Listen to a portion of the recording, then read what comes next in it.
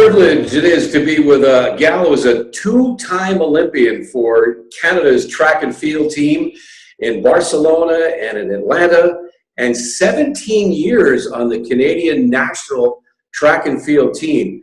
Robyn Meagher, welcome to the Omni Athlete. Thanks, Rich. It's great to be with you today. Yeah, it's awesome to speak with you. Your career spans from your teen years into your 30s. Runners don't generally, or athletes, I would say, don't normally or often have careers that span 3 decades, but you did. I got an early start, and I'm grateful I stayed in the sport long enough to mature and finish that journey with just a depth of appreciation for the ride that I took with that and how I matured as a person. How much of it was nature? How much of it was nurture? Well, I certainly came into the world eager to move. It felt more natural for me to run than to walk. I remember as a child, my siblings and I used to take turns keeping our grandmother company who lived up the street, and she would say to me, "Why are you running all the time? Nobody's chasing you." And so I would walk out of her yard and down the street long enough till I was out of sight and then tear off because it just felt easier to run. So that's the nature part. But certainly I think nurturing had a lot to do with my development over the years.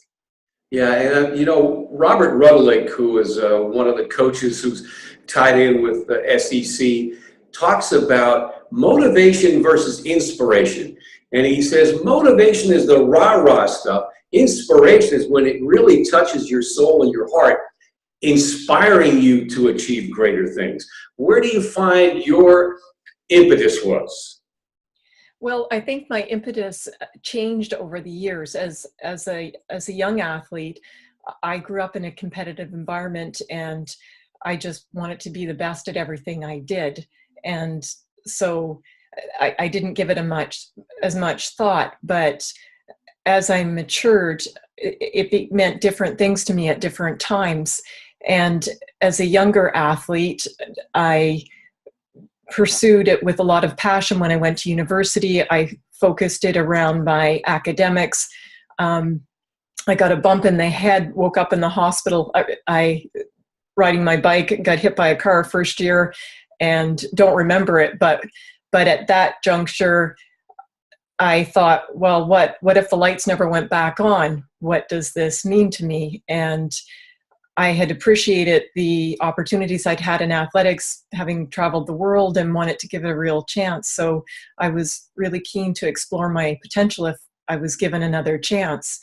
And so that was a refocusing moment. And then pursuing the Olympics, the Olympic dream as a young athlete, I had blinders on and was very focused and finished 4th at the 88 Olympics, and was disappointed to not go to Seoul, and felt like my life was a bit out of balance at that time in terms of everything was about the chase, and wanted to have other parts of my life feel more fulfilled and engaged. So pursued my Olympic dream to go to Barcelona, and then after a great season in Europe in the 92 Olympics, I came home and took a break, started to train again, but kept breaking down and developed chronic fatigue symptoms. And sports med doctor said it would take years to get back to competing at the level that I was at. And I was ranked in the top 10 after the 92 season in my events. And at that point I decided, well, whatever happens, I just want to make the best of every day. And it wasn't clear how long it would take for me to get back competing at a high level. So the focus became let go of the outcome and focus on the journey. And that was a really rich learning process of discovering the power of nutrition and how much that could support health and well-being, but really focusing on every time I got out the door to train, I wanted to just get into my body and bring awareness to it, and make the most of the experience. And what I discovered in that process was that that practice itself became incredibly fulfilling and satisfying, and it shifted how I approached athletics. There was rich learning at that juncture. And so it sounds as though your mind was training your body. well, as a young athlete, there was a mindset that we could train as hard as we could, go full tilt, and then face plant, and then pick ourselves up and recover and just keep going. And I learned to train smarter, but part of that exploration also became mind with body rather than trying to push and force. It became, I needed to refine the way I was working with my body awareness in a way that lined up the window of health and the window of performance. And so it was working with, and out of that practice became a deeper level of respect for the instrument that I had to work with. Now, I heard in your induction speech at the Nova Scotia Sports Hall of Fame that you said you let go of the outcome and was focusing on being in the moment, which is essentially what you were just speaking of. But how did you overcome those obstacles with the physical constraints and that major detour, which could have derailed your entire career? Was it just one day at a time, one step at a time, or was there more to it than that? Did you have kind of a coaching guru to guide you through these challenging times? Well, I had an interest in Ayurveda, in ancient Chinese medicine, yoga. So all of those things were on the periphery of my training, and nutrition as well. Just finding an immunologist put me on a restricted diet to find out what I was sensitive to, and getting rid of things that were problematic was a huge boost as well. So I think there were a blend of things, but I was also reflective by nature and asking the questions, coming back to what does it mean for me to be engaged in this? Where does it fit into the bigger context of my life, of who I am as a person, and what it means to be involved in sport? And so there was an ongoing process through my development as an athlete about what it meant for me to engage in that. And part of that process in navigating bumps along that ride were an increasing awareness of my body and how I worked with that, and the feedback that it gave me about what it meant to engage. So as a younger athlete, when I didn't feel, when I felt afraid of my competition, I felt myself contract inside and I felt small. But when I felt like I could be generous, and then I just felt like there was something right about that, and it lined up. There was an intuitive internal rightness with that sense of being generous. And so it was a reflection of my values of who do I want to be in coming to this. And then early on, my early years at university were intensely stressful and overwhelming. And part of my initial way of trying to cope with that was food became an emotional battleground, and finding my way out of that to healing my relationship with food. Part of that became awareness of my body and asking, what am I trying to feed? And out of that practice, the sensitivity of paying attention to what's alive in me and what is it telling me informed the process of paying attention to how I wanted to participate in sport. And later years, I in my own training as a somatic counselor and as a health and performance coach, I understood later the neurophysiology of that and what was happening. But those early practices of just going out and paying attention and listening and aligning with that became a really rich ground, and for living in a way that made me feel grateful for life and more aware. And a big part of that practice was running out on the trails in the woods, where I was out on the trails and showing up and saying, I want to be present and make the best of this. And what I discovered out of that was just a real deep appreciation for being in the moment, awake and alive, and what a gift life is. And what came out of that was a deep reverence for, I get to do this. And wow, we live in an incredible world. And whatever I do, I want how I live to give back to this, because I feel so grateful. So when the intrinsic satisfaction of doing that becomes so rich, what I felt in those moments was, this is a wonderful experience, and I want to be able to share what I feel right now with other people. So part of the practice became, how can I take what I feel right now and have that show up in a race, and have what I feel right now be part of the competitive experience. So in some ways it felt like the athletics became a way to justify the practice, because the practice was so rich in what I felt in my day-to-day living.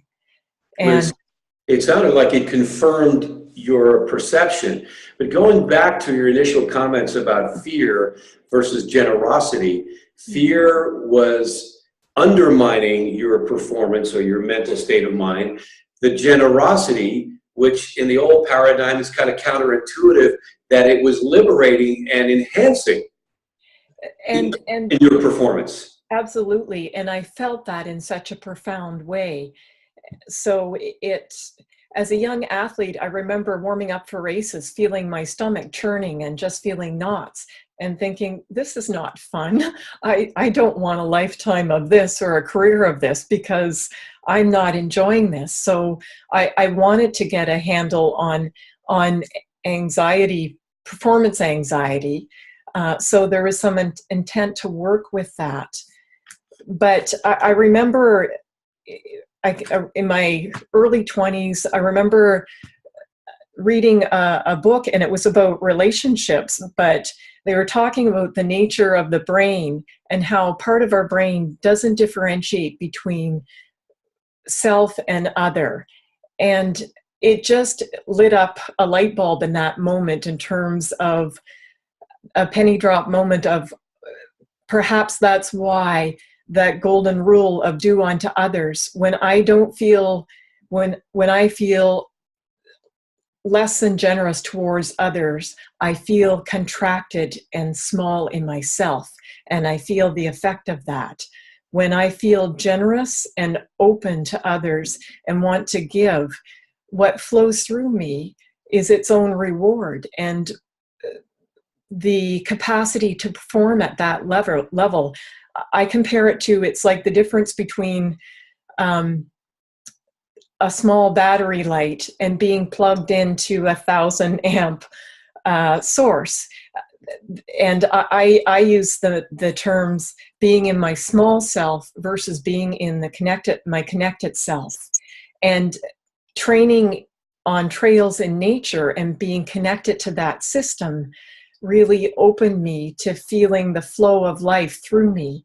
And my best moments as an athlete, the highest moments, I felt like life was happening through me, and I got out of the way and just felt a great privilege to be a part of that. It wasn't me making it happen as much as me being connected to something more that allowed life to flow through me. And when I felt like I was performing from those places and living from those places, it touched other people in a way that I felt glad to be of service to that experience and to be a part of it. And so for me, a litmus test, I come back to our daughter and asking, what do I most want for her? I can give 2 cents whether she's an Olympic athlete or not. But for her to have the awareness of her body, mind, and spirit working in harmony, to be awake and aware, to be healthy and full of life, and to be tapped into that, and for her practices, her physical mind, body, spirit practices to open that door. Wow, do I want that for her? And to have sport be a vehicle for that is something that excites me. And I get it. It's a powerful message you're sharing.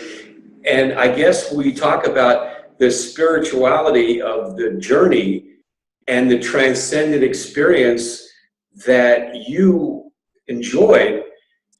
We always refer to sports, or often refer to sports, as one of the highest forms of human expression.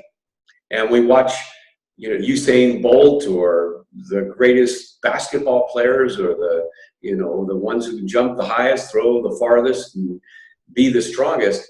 We watch them actualize the human experience at the highest form.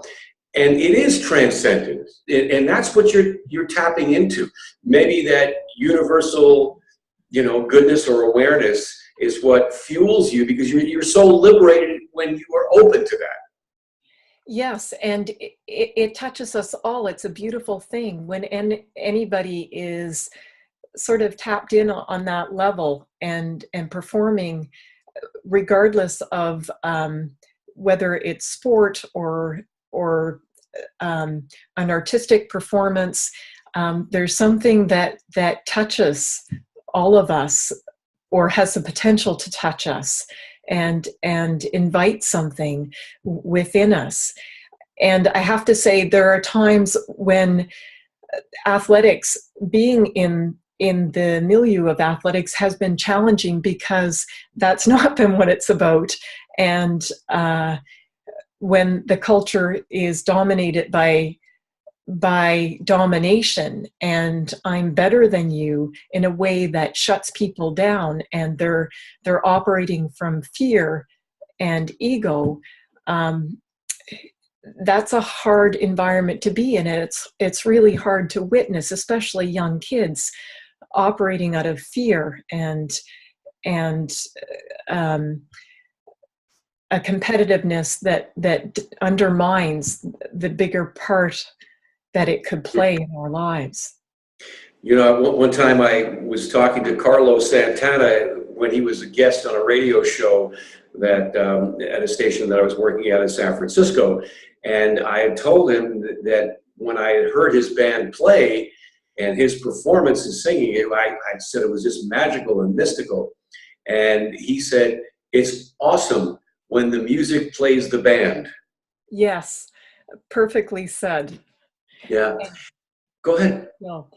And for me, the best moments with athletics, or anything really, is a feeling of life is happening through me, and it's a joy to be a part of it.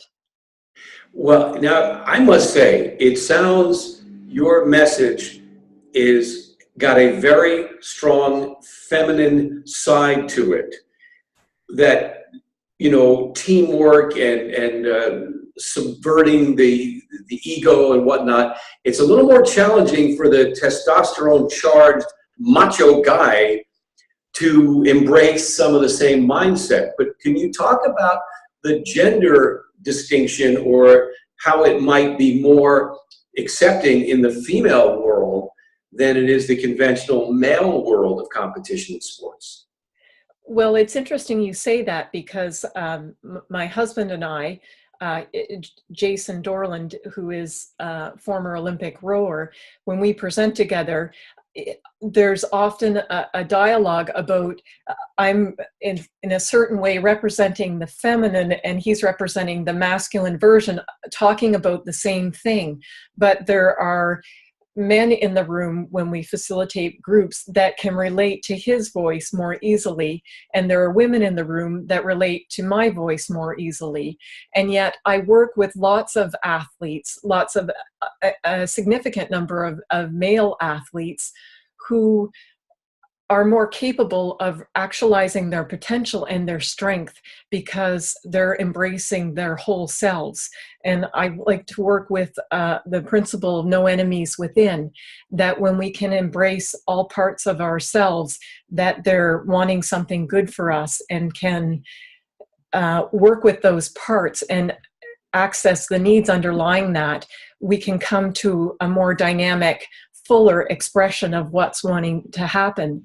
So the fallacy that a relational approach, an all-inclusive approach, is somehow soft or weak is a real disservice for our collective well-being. Look at Gandhi, look at Nelson Mandela, look at some of the most profound change agents in our world, and what qualities did they imbue? And would you call them weak or soft in a way that undermines the capacity for strength and getting the job done? And if you just look neurologically at our systems, when Stephen Porges' work on the Polyvagal Theory is a remarkable piece of work that has done a lot to evolve how we understand what's happening when we have trauma, stress, or optimal performance. And when we're in a state of fear or overwhelm, physiologically, it's very costly to operate in those states. When we function in a state of safety, there's a physiological efficiency that allows us to, it's like burning cleaner fuel. And so what's possible when we play well together from a place of that it's safe to go for it, there's a capacity that's on board that isn't when we're operating from fear. So I think there's often the talk of, the masculine, the feminine, but we're whole beings. And when we can bring all of ourselves, including the relational parts, the parts that are more traditionally aligned with the feminine, then we can show up as whole human beings in ways that bring more capacity. You use the word fuel, and I want to go back to your comments a few moments ago about your challenges and how you were consuming your food and how it influenced you favorably or unfavorably. What did you learn, and what was the remedy, if you will? Well, are you talking about the emotional element or the food itself? Well, I guess both. I mean, physiologically and emotionally, maybe they're inextricably tied. You tell me. Well, the first step was learning. I felt like I was battling with food, and there was a part of me that wanted to honor my body and respect my body. And when I was duking it out with food, somehow that it didn't feel right. So learning to focus on nourishing my body and feeding all parts of me. So I went from a place of despair of being in a very frightening place because of that, to it being one of the foundations of my health and well-being, and a place where I go of knowing you can be in a very despairing and hopeless place and find your way out of that, because it's a pillar of health for me. And I have people who say all the time, I would eat like you did if I knew how to, in terms of being inspired by what food does for me and how it can enrich our lives. For me, food and community are pillars of our collective health. And it's really an untapped resource for our well-being. So so that was the first layer, and becoming mindful about eating enriched my relationship with my body. And as I continued along that path, initially I got rid of common allergens that were really sensitive for me: wheat, dairy, and sugar.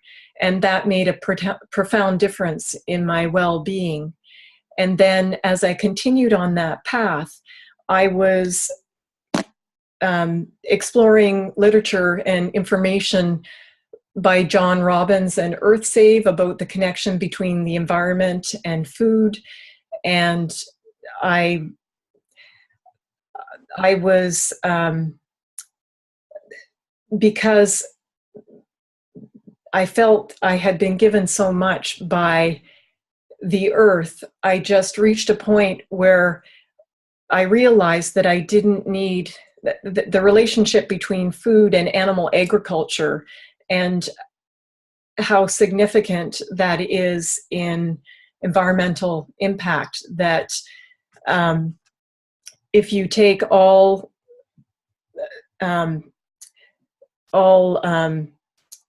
oil supplies of pollution combined, they're much smaller in their impact than animal agriculture on the environment. So it's one of the most profound things you can do to live lightly on the earth. And I just reached a point where I had moved from Victoria to Vancouver. I wasn't eating meat, and I was getting fitter and stronger as an athlete, and was told that I had to eat meat in order to be healthy as an athlete. But I wasn't eating meat, and I was getting fitter and stronger and doing the best workouts of my life. And I decided, I was taking courses. I left my lunch on the counter one day and bought a roast beef sandwich, and I felt guilty. And I just in that moment knew that it was incongruent with my inner life, that it didn't fit, and it wasn't the relationship that I wanted with animals. And so it was the last time I ate meat. And I'm not saying that's right for everyone. I think it becomes pay attention to your body. What do you need to nourish and support your health and well-being, and honor that. But having a plant-based diet that was really rich in whole foods, and using algae oil for the omega-3s, and including B vitamins, I was able to stay fit and healthy and strong. And there were people in my circle who weren't happy about that choice, but it felt right for me. And I remember a health practitioner who didn't agree with my choice, having a meeting with him one day, and he said, my coach wanted me to meet with him, and he said, well, I hope I'm not going to have to fight with you about eating meat. And I left that meeting, and I was in tears on the way home, because there were often choices that I made that weren't mainstream. And here was another choice I was making. And again, this was 20 years ago. So you're a what in terms of having a plant-based diet was not a popular choice at the time, but it felt congruent with my inner life and the relationship that I wanted to have with animals and the environment. And so I felt like, one, I trusted I'm getting fitter and stronger, that I could make that choice and still explore my athletic potential. And two, it was a risk because of my love of the environment and what it gave me, and how much animals had enriched my life. It was the right choice for me. So it was a process of coming back to listening to my body, but listening to my body in relationship to how I want it to be with others and to all of life, and honoring that. Right. So it sounds like you are syncing up with the culture at large and intrinsically within yourself. Now, is it a pure vegan approach, or fish or eggs come into the mix, or dairy products at all? No, getting rid of dairy was really supportive of health changes before I was even vegetarian. So, and eggs were one of the last things that I gave up. But no, it's been plant-based vegan for 20 years. Well, we talk so much at the SEC about getting into the flow state and peak performance and getting into the zone. And Scott Ford, one of the founding members of the SEC, has this great book or a piece that he wrote about getting into the zone by choice and not chance. Can you speak to those messages? Yes. So for me, connecting with intention was a very powerful way to help prime getting into state. But with my training in somatics as well, one of the things that I help facilitate with people I work with is connecting with things that are life enriching and supportive of people's well-being. And so one of the things that makes it difficult two of the core principles I'm working with is relationship and embodiment. And so people have a harder time getting into their bodies when they're overwhelmed with fear. And so if we can help people connect with goodness in life, and it can be different things for different people, it makes it easier for people to help get into their bodies with a sense of safety and well-being. And then once they can come home to this vehicle with more comfort, then it's easier to work with different dimensions of what's happening in an athletic experience. So the capacity to cultivate presence and being at home in the body to get in that zone can be greatly facilitated by helping people just practice moving towards goodness in life. I'm sure you're familiar with the negativity bias of the brain, where just out of survival strategies, there's a natural propensity towards things that can be fear-inducing or be a threat. So it takes some deliberateness to move towards goodness as a daily practice and weave that into the fabric of our days and weeks so that we can begin to offset that balance and notice and be fed by a foundation of goodness in life, especially in this time where we're bombarded with opportunities to be afraid and overwhelmed. And so the more we cultivate turning towards the goodness, whether it's nature or relationships with animals in our lives, other people, things that you appreciate, music can be a really powerful doorway to connecting with positive experiences and eliciting good feelings. So priming people and getting them comfortable within their bodies can help facilitate getting into the zone. So I start there and then build people's capacity to be with discomfort in skillful ways. So there are practices that are built over time, but again, there's something that sport can be a tremendous vehicle for cultivating awareness practices in ways that can serve people's health and well-being way beyond the competitive experience. You know, I understand that you set a record as a 15-year-old in the 800 meters. Is it the Canadian record that still stands or stood for more than 15 or 20 years?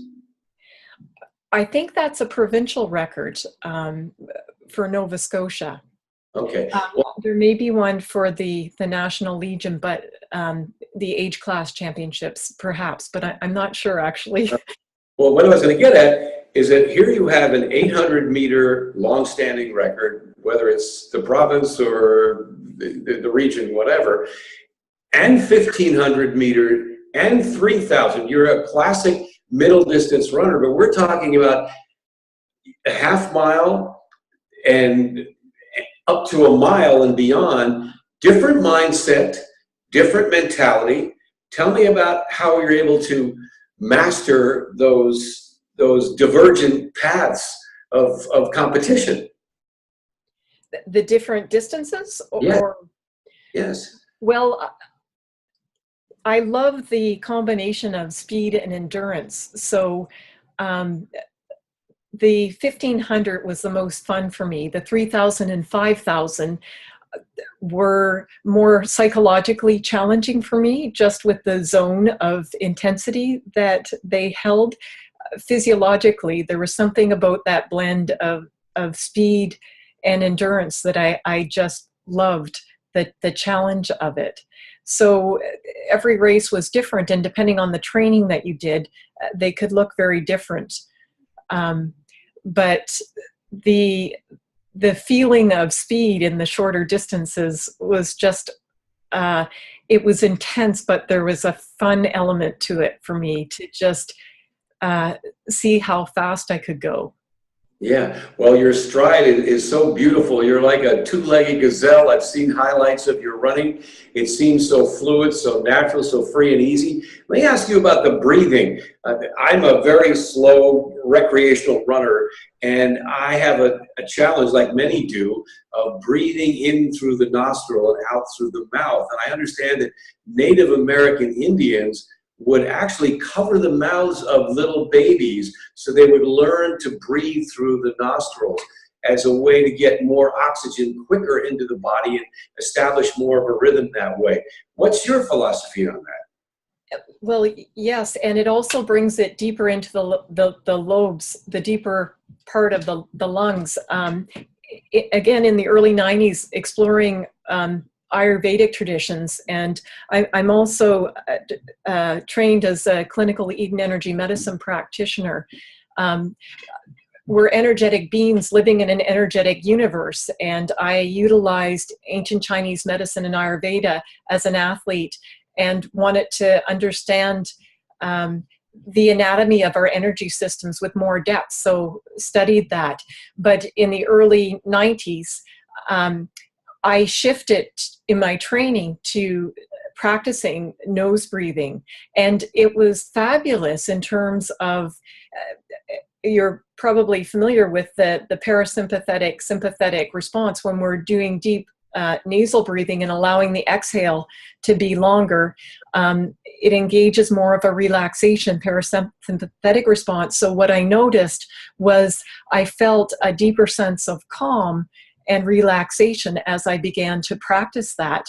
And my teammates thought I was a bit strange initially, but it was profoundly calming. And so it enriched my enjoyment of my running practices. Obviously at the higher intensities, the mouth opens to get as much oxygen in as possible, but there's a big chunk of the training that could be done through nose breathing that enriched recovery dramatically and made it much more satisfying.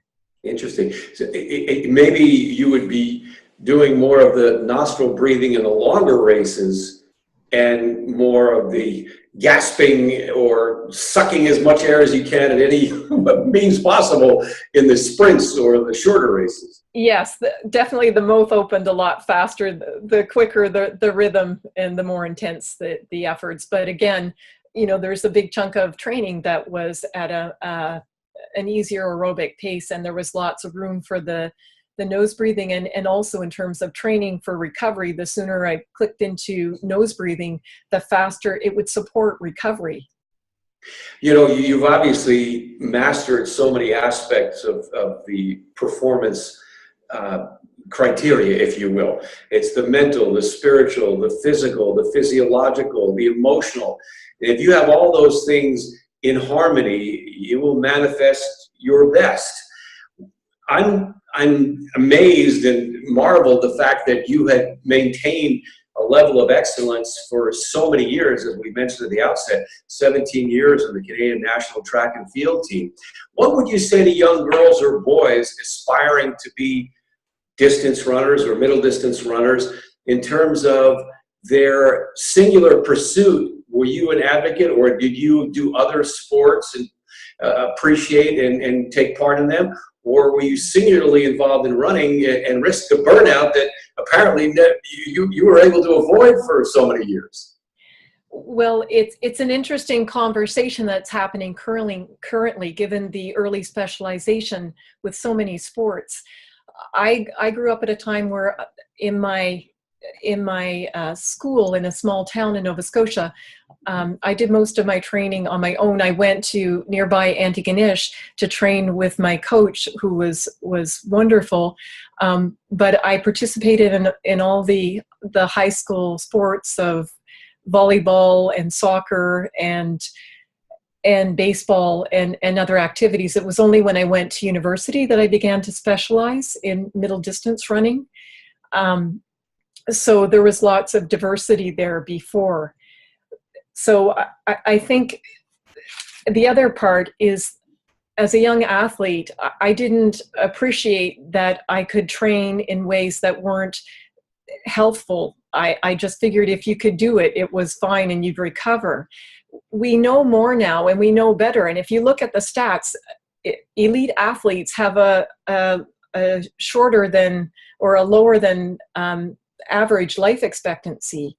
And so for me, bringing sport and optimal performance within a window of health that serves the quality of life through the lifespan, not just that it can be used developmentally to help people become awake and aware of their body, their being, and their potential, and participate within the broader sport community in a meaningful way.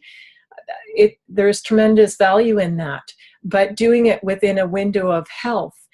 And we understand the physiology of how to train better now.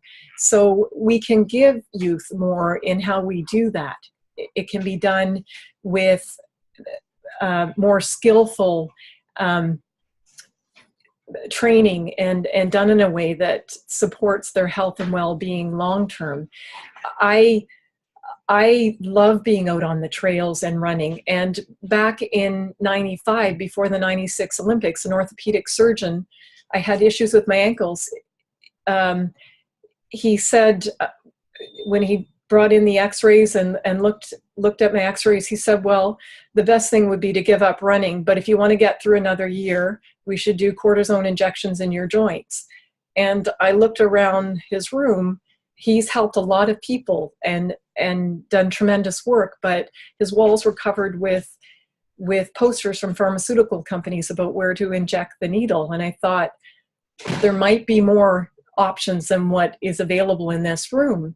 And again, I worked with diet, correcting alignment, and I haven't had issues with my joints since. I run almost every day. And I love being out on the trails, and it's really life enriching to be fit and healthy. And sport can be a foundation to carry that through people's lives. You know, the stats, something like the majority of kids leave sport by age 13. And so we don't want it to be for a privileged few who can hang medals around their neck. It can serve a much bigger role in our society as cultivating awareness and health and fitness that can serve a lifetime. So it's really exciting and fun to go for it, to see what you're capable of doing, but there's ways to do that within a window of health. Sure.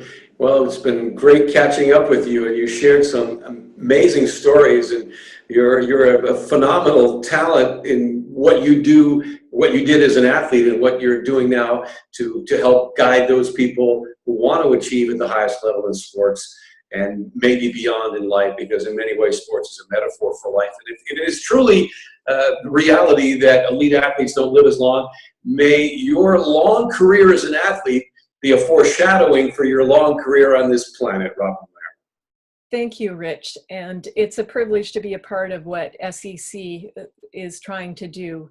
And there's great potential here, and it'll be wonderful to see it more fully actualized. Excellent. Thanks so much. Take care now. Thank you.